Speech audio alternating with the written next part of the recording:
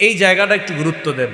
যেই নবী একটু আগে পানি পান করানোর জন্য আল্লাহর সাথে কথা বললেন, সেই নবী যখন জানবে তারা বেদাতি, রাসূলুল্লাহ সাল্লাল্লাহু আলাইহি সাল্লাম বলবেন সুহকান সুহকান লিমান গায়্যারা বা'দি, দূর হও আমার সামনে থেকে, দূর হও আমি চলে আসার পর আমার রেখে আসা পূর্ণাঙ্গ শরীয়তকে যারা পরিবর্তন করে দিয়েছ, আমার সামনে থেকে দূর হও, আমি তোমাদের চেহারাটাও দেখতে চাই না।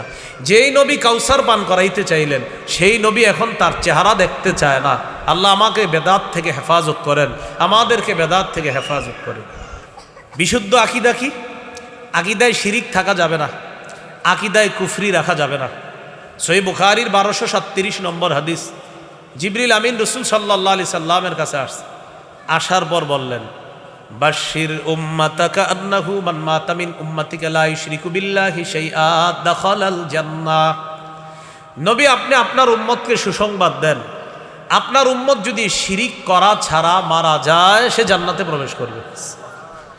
তাহলে শিরকি আকীদা রাখা যাবে না, বেদাতি আকীদা রাখা যাবে না।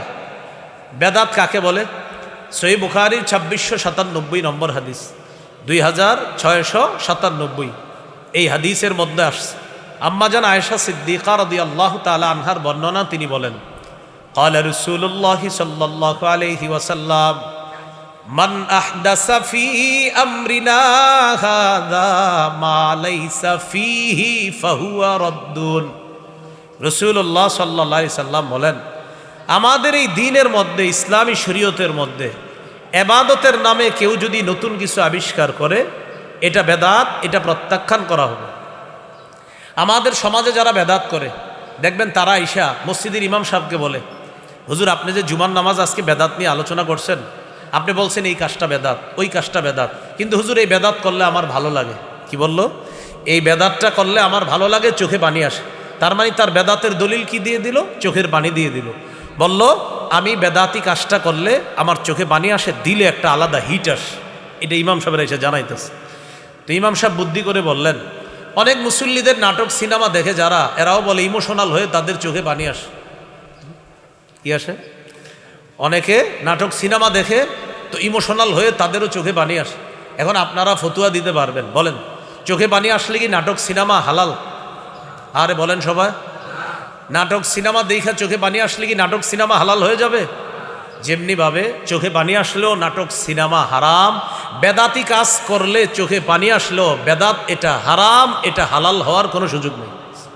এটা হলো বেদাত। সহিহ বুখারীর বর্ণনা, রাসূলুল্লাহ সাল্লাল্লাহু আলাইহি সাল্লাম বলেন আনা ফারাতুকুম আলাল হাউজ, কিয়ামতের ময়দানে আমি আগে আগে হাউজের পারে চলে যাব।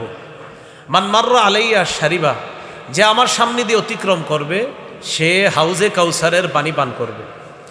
ওমান শারিবা লাম ইয়াজমা আবাদা, যে একবার হাউজে কাউসারের পানি পান করবে সে আর পিপাসার্ত হবে না।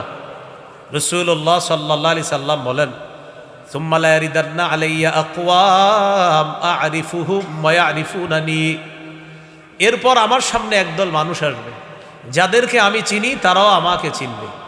নিয়ম অনুযায়ী আমি তাদেরকে পানি পান করাবো। ইউহালু বাইনি ওয়া বাইনাহুম, আমার মাঝে আর তাদের মাঝে একটা প্রতিবন্ধকতা সৃষ্টি করা হবে। আমি আল্লাহকে বলবো ইয়া রব্বি ইন্নাহুম মিন্নি, আল্লাহ এরা তো আমার উম্মত, আমি তাদেরকে পানি পান করাবো না? আল্লাহর পক্ষ থেকে বলা হবে ইন্নাকা লা তাদরি মা আহদাসু বা'দাক, আপনি জানেন না আপনি দুনিয়া থেকে বিদায় নেওয়ার পর তারা কত কত নতুন বেদাত চালু করেছে, আপনার জানা নাই, তাই আজকে আপনি তাদেরকে পানি পান করাতে পারবেন না। এই জায়গাটা একটু গুরুত্ব দেন।